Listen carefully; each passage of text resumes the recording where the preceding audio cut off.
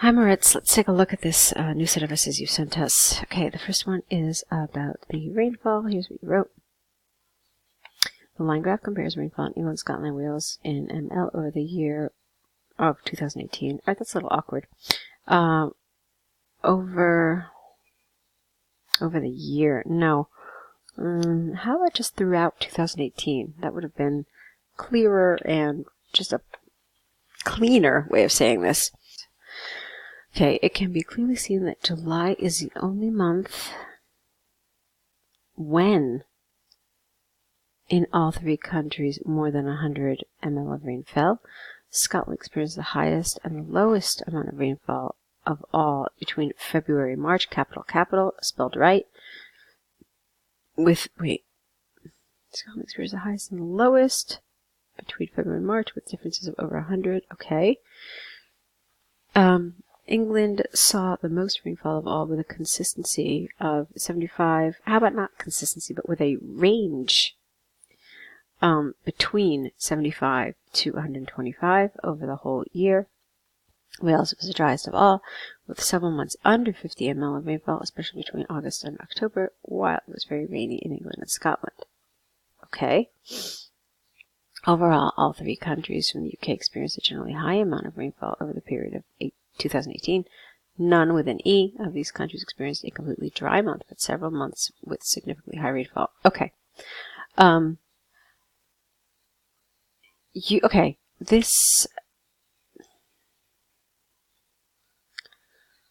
Let's see. This is a little tricky. First of all, let's look at the graph. There is a ton of information here. Okay, specifically, there's 36 pieces of information. Are you expected to talk about them all? No, definitely not. You shouldn't, and no way. But there are some things that are important here. Now, one thing that I want you to remember is, in the task 1, is that, yes, you're reporting, but an ideal task 1 will be able to describe the data in such a way that a person can read your report and more or less, at least approximately, envision what it is you are looking at without having it in front of him. Okay? That ideally is the goal of a task 1. With something like this, I know that's hard, but a person should be able to at least plot out some of those key points. And there are some, okay? There are a number of key points. You talked about some of them, but I don't really feel you talked about enough of them. I felt like your descriptions of each of those lines was just a little too brief and not detailed enough. Additionally, I'm not really clear about some of your paragraphs. Like this one for me was kind of strange. I didn't understand what we were talking about. So first you talk about that this was the only month when they were all consistently high. That made sense, okay. But then you talked about Scotland here with this highest and lowest. I didn't understand how that fit in anywhere. So this paragraph was strange to me. Like on the one hand, you're talking about this high for all three, and then all of a sudden you're talking about Scotland's bizarre fluctuation. So I didn't understand that. I also didn't understand what were you doing here.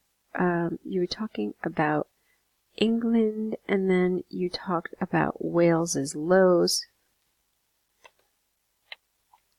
So I don't understand really how you organized your paragraphs, and also, like I said before, some of the data that you selected, okay? I was okay with your overview. I was okay with it.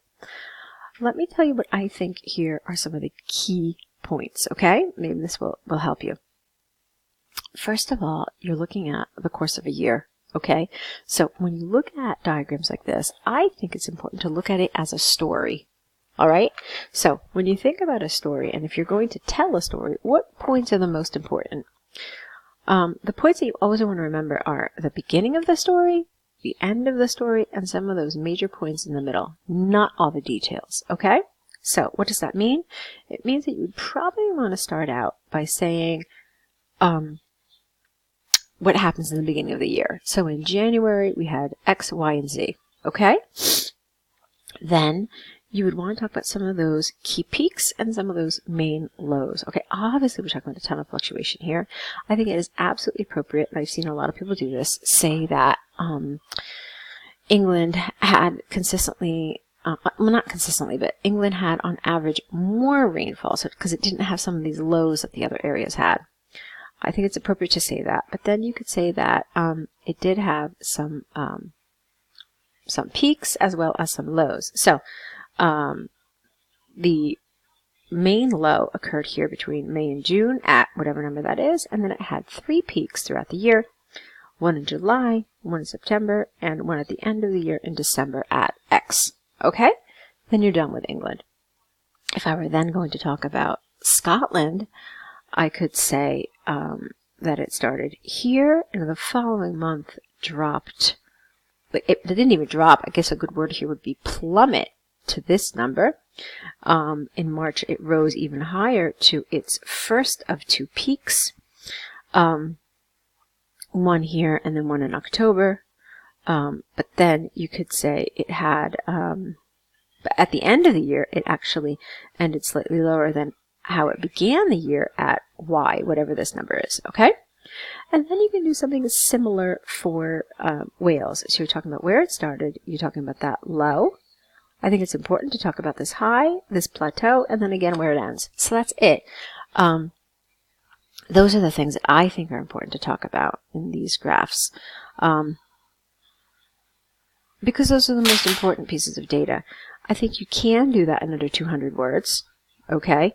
That would be my recommendation. That, for me, would be probably like an ideal task 1 for this particular one. So think about it, and let's see if maybe you can apply some of these suggestions when you do your corrections. I don't know, maybe not. Maybe you just want to add some information to what you've written here yourself, okay? All right, let's take a look at your task 2. Okay, so business hours, let's see what you wrote. Experts drop both the developing and developed world debate if extended shop opening hours in many countries.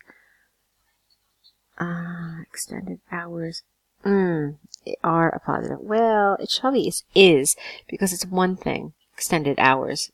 It is a positive thing. Okay.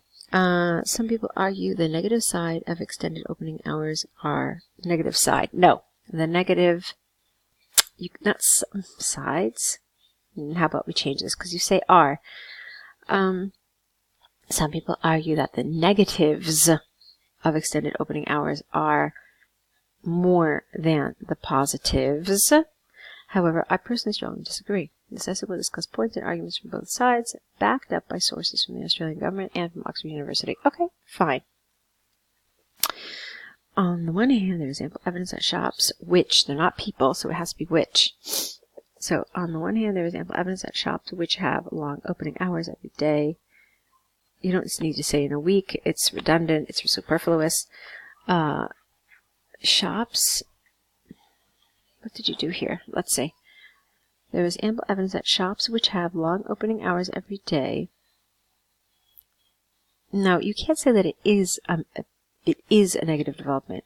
You're talking about the longer working hours is a negative development, not the shops. Okay, so we have to change the syntax of this around because it becomes awkward.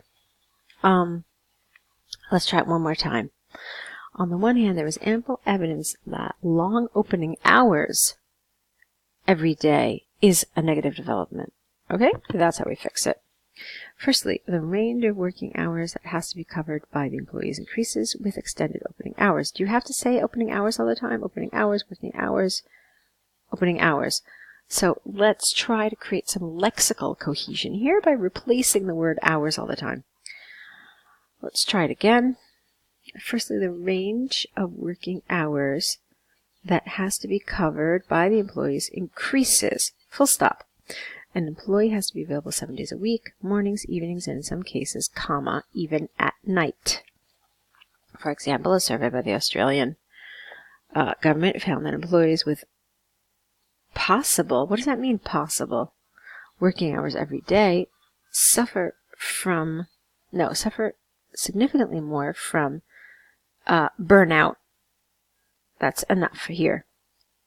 Additionally, many employers who are forced to extend opening hours because of competition with other shops, no comma here, struggle with the extra pay they have to give employees on weekends and late night shifts.